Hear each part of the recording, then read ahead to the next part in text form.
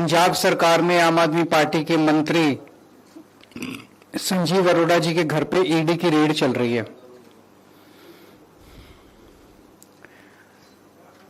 ED का काम है कि देश के अंदर अगर कहीं मनी लॉन्ड्रिंग हो रही है तो उसको रोकना, उसकी जांच करना। अगर इस मकसद से ईडी अपनी कार्रवाई करे तो हमें कोई परेशानी नहीं है। लेकिन जो हमने देखा कि जब से मोदी राज आया है इस देश के अंदर, सीबीआई भ्रष्टाचार के रोकने के लिए काम नहीं करती और ईडी मनी लॉन्ड्रिंग रोकने के लिए काम नहीं करती।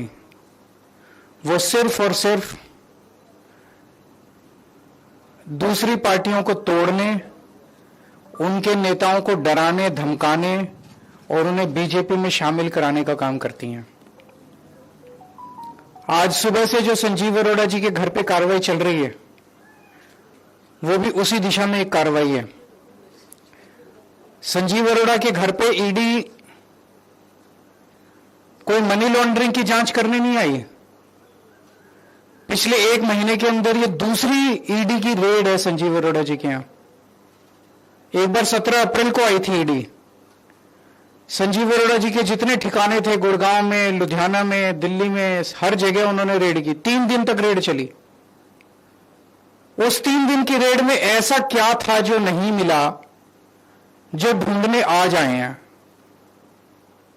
मैं बताता हूं कि उन 3 दिन की रेड में क्या नहीं मिला जो आज ढूंढने आए हैं।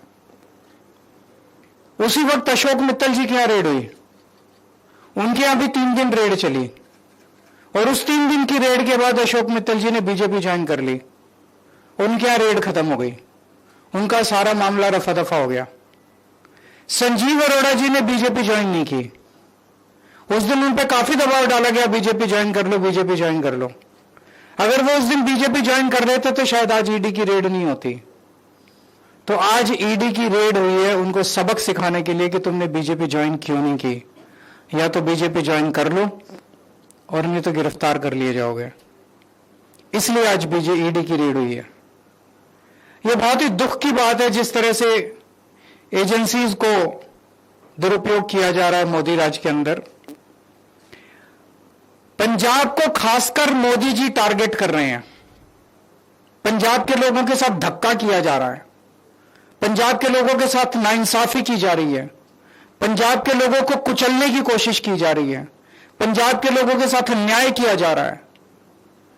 पिछले 4 साल में मोदी जी ने पंजाब में पहले 3 काले कानून लाने की कोशिश की। पंजाब के किसानों के विरोध के सामने मोदी जी को झुकना पड़ा। पिछले 4 साल से ग्रामीण विकास का हजारों करोड़ रुपया, जिससे मंडियों की, गांव-गांव की सड़कें बननी होती हैं, वो प्रधानमंत्री जी ने रोक दिया। पंजाब यूनिवर्सिटी टेक ओवर करने की कोशिश की गई। चंडीगढ़ को, हरियाणा को ट्रांसफर करने की कोशिश, पंजाब से छीनने की कोशिश की जा रही है। पंजाब के पानियों के ऊपर डाका डालने की कोशिश की जा रही है। बीबीएमबी को हथियाने की कोशिश की जा रही है। ऐसे न जाने कितने मामले हैं जो केंद्र सरकार और मोदी जी पंजाब के लोगों के साथ धक्का कर रहे हैं।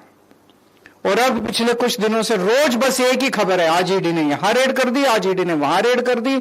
जैसे ही बंगाल के चुनाव खत्म हुए, ईडी की पूरी दिल्ली की टीम, केंद्र की टीम सारी जो है वो पंजाब के अंदर आ गई है। इनका मकसद कोई काला पैसा ढूंढना है, मनी लॉन्ड्रिंग ढूंढना नहीं है। आज से 10 साल पहले प्रधानमंत्री जी ने खुद अपने भाषण में शुवेंदु अधिकारी के खिलाफ भ्रष्टाचार के आरोप लगाए थे, संगीन आरोप लगाए थे। कोई देश का प्रधानमंत्री अगर किसी के खिलाफ संगीन आरोप लगाए तो छोटी बात नहीं है। ऐरे गहरे ने आरोप नहीं लगाए थे, बीजेपी के किसी स्पोक्सपर्सन ने आरोप नहीं लगाए थे, बीजेपी के किसी छोटे नेता ने। प्रधानमंत्री, भारत के प्रधानमंत्री ने शुवेंदु अधिकारी के खिलाफ आरोप लगाए थे। आज प्रधानमंत्री जी खुद उन्हें सीएम की शपथ दिला के आए हैं अपने हाथ से। अमित शाह जी ने हेमंत बिश्व शर्मा के खिलाफ भ्रष्टाचार के संगीन आरोप लगाए थे, उसको इन्होंने असम का मुख्यमंत्री बना दिया। अजीत पवार के खिलाफ प्रधानमंत्री जी ने खुद भ्रष्टाचार के आरोप लगाए थे, उसके 6 दिन के अंदर उसको महाराष्ट्र का उप मुख्यमंत्री बना दिया। शुभेंदु अधिकारी के खिलाफ ईडी नहीं जाएगी, ईडी संजीव अरोड़ा के खिलाफ जाएगी। हेमंत बिश्व शर्मा के खिल को गिरफ्तार नहीं किया जाएगा, गिरफ्तार केजरीवाल को किया जाएगा। अजीत पवार को गिरफ्तार नहीं किया जाएगा, गिरफ्तार मनीष सिसोदिया। क्यों? उन्होंने सबने बीजेपी ज्वाइन कर ली। तो इनका मकसद देश से भ्रष्टाचार दूर करना नहीं है, इनका मकसद मनी लॉन्ड्रिंग रोकना नहीं है, इनका मकसद केवल और केवल दूसरी पार्टियों के नेताओं को तोड़ के बीजेपी में शामिल करवाना है। आज पंजाब के अंदर इनके पास चुनाव लड़ने के लिए, खड़े करने के लिए नेता नहीं है, इसलिए दूसरी पार्टियों को तोड़ तोड़ के अपनी पार्टी में शामिल कराने की कोशिश कर रहे हैं। मैं मोदी जी को याद दिलाना चाहता हूं पूरी विनम्रता के साथ, पंजाब गुरुओं की धरती है।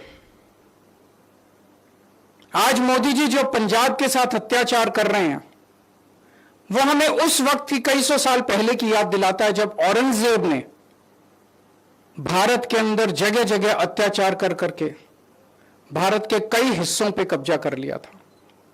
आज मोदी जी ने बेईमानी कर करके भारत के कई हिस्सों पे कब्जा कर लिया है। उसके बाद औरंगजेब की नजर पंजाब के ऊपर पड़ी। पूरे देश के बेईमानी पे कब्जा करने के बाद अब मोदी जी की नजर भी पंजाब के ऊपर पड़ी है। औरंगजेब ने पंजाब के लोगों के साथ खूब अत्याचार किया, मोदी जी भी पंजाब के लोगों के साथ खूब अत्याचार कर रहे हैं। लेकिन उस वक्त हमारे गुरु साहिबान ने औरंगजेब के अत्याचार का सामना किया, अन्याय का सामना किया और अपनी कुर्बानियां दी। उनकी कुर्बानियों से प्रेरित होकर आज पंजाब के लोग खड़े होकर मोदी जी के अत्याचार और अन्याय का सामना करेंगे और पूरे देश को मोदी राज के अन्याय और अत्याचार से मुक्ति दिलाएंगे। मैं मोदी जी को कहना चाहता हूं, 4 साल पहले भी आप पंजाब के साथ खिलवाड़ कर चुके हैं, जब आपने 3 काले कानून लाने की कोशिश की थी और पंजाब के किसानों के सामने आपको घुटने टेकने पड़े थे। आज आपने फिर पंजाब को ललकारा है, पंजाब इसको बिल्कुल बर्दाश्त नहीं करेगा। मैं मोदी जी से हाथ जोड़ के विनम्रता से निवेदन करता हूं, पंजाब के साथ धक्काशाही करना बंद कीजिए।